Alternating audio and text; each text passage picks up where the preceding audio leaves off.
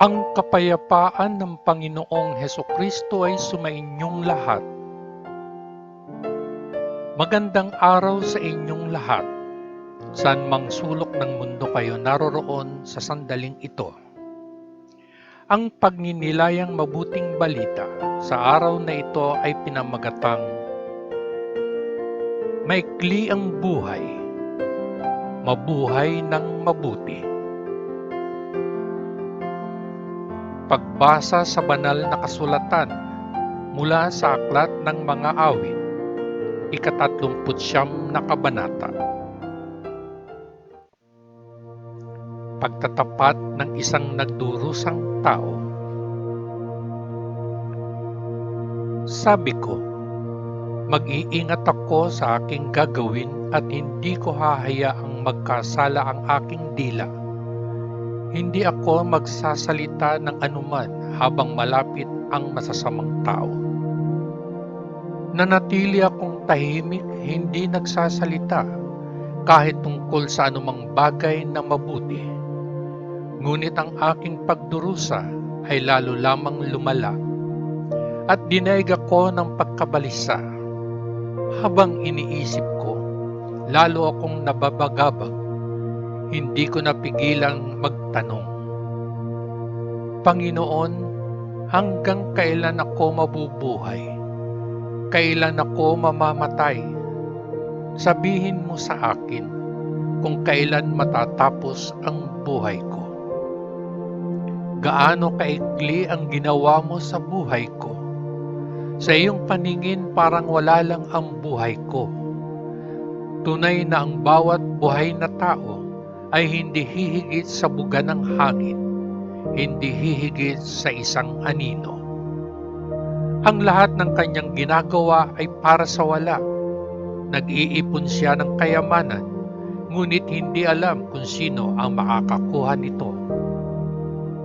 Ano kung gayon ang maaasahan ko, Panginoon? Inilagay ko ang aking pag-asa sa iyo. Iligtas mo ako sa lahat ng aking mga kasalanan at huwag mo akong hayaang pagtawanan ng mga mangmang. Ako ay tatahimik, hindi ako magsasalita dahil ikaw ang nagpahirap sa akin ng ganito. Huwag mo na akong parusahan pa. Malapit na akong mamatay sa mga dagok mo. Pinarurusahan mo ang mga kasalanan ng isang tao sa pamamagitan ng iyong mga pagsaway. At tulad ng isang gamo-gamo, sinisira mo ang kung ano ang mahal niya.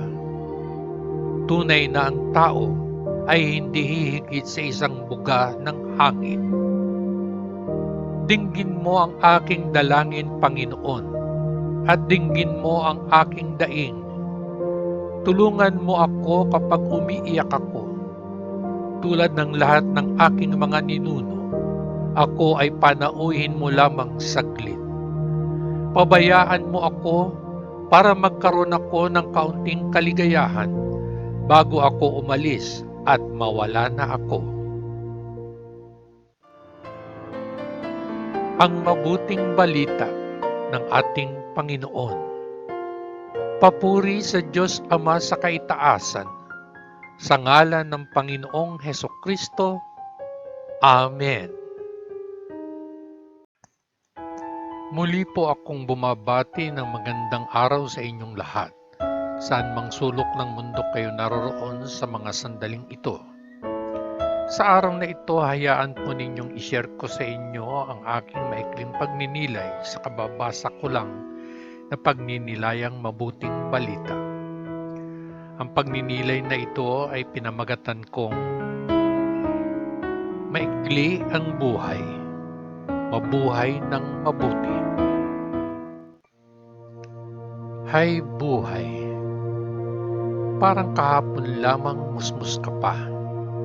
Walang ginawa kundi matulog, kumain at maglaro.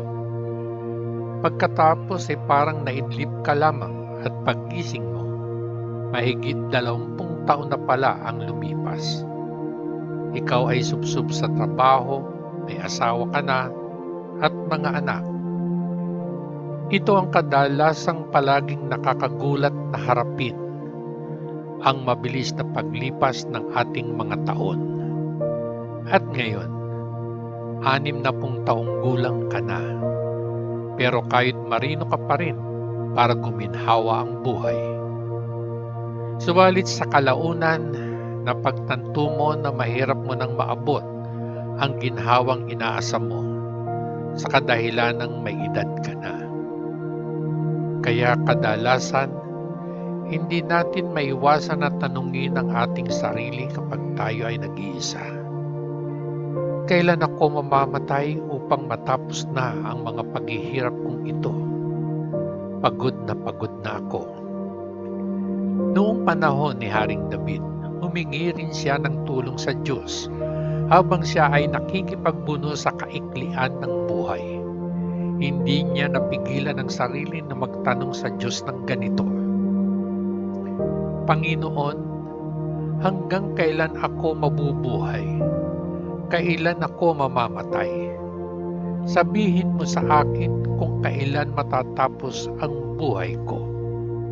Awit, Kabanata 39, talata 4. Pagkatapos ay sinabi pa niya, gaano kaikli ang ginawa mo sa buhay ko? Sa iyong paningin, parang wala lang ang buhay ko. Tunay na ang bawat buhay na tao ay hindi hihigit sa buga ng hangin, hindi hihigit sa isang anino. Ang lahat ng kanyang ginagawa ay para sa wala. Nag-iipon siya ng kayamanan, ngunit hindi alam kung sino ang makakakuha nito. Awit, 39 na kabanata, mga talata 5 at 6. Pero sa halip na ipagpalagay na wala talagang pag-asa pa dahil napakaikli ng buhay, bakit hindi na lamang natin hilingin sa Diyos ang ating kaligtasan mula sa ating mga kasalanan, gaya ng ginawa ni Haring David? Basahin natin ang isinulat niya sa Awit, 39 na kabanata, 8 talata. Iligtas mo ako sa lahat ng aking mga kasalanan, at huwag mo akong hayaang pagtawanan ng mga mangmang. Hilingin din natin sa Diyos na hayaan tayo na makaranas ng kaligayahan sa mga natitira pa nating buhay dito sa lupa, tulad rin ng hiniling ni Haring David noon. Basahin natin ang isinulat niya sa Awit, 39 na kabanata, 13 talata. Pabayaan mo ako para magkaroon ako ng kaunting kaligayahan bago ako umalis at mawala na ako. Sa isang artikulo ni David McCasland sa Our Daily Bread magazine na pinamagatan niyang 0 to 40, nakatawag ng interes ko ang bahaging ito ng artikulong ito. Sinasabi ng isang tanyag na slogan, maikli ang buhay, magpati ng matindi. Ngunit ang Diyos na nagbibigay sa atin ng buhay na walang hanggan sa pamamagitan ng pananampalataya kay Hesukristo ay nagpapaalala sa atin ng ganito: maikli ang buhay, mabuhay ng mabuti. At bago ako tuluyang magpaalam, iiwan ko sa inyo ang siping ito ni Meadows ng Our Daily Bread. Hindi ako humihingi ng karangalan, katanyagan habang tumatakbo ako sa maikling karera, ngunit para sa isang kalooban na gawin ang iyong kalooban, at pagkatapos ay ang iyong natutuwa na magaling. Hanggang sa muli, patnubayan at pagpalain nawa tayong lahat ng dakilang Diyos Ama sa langit, sa ngalan ng Panginoong Hesukristo na ating manunubos. Amen. Amen. Amen. Peace.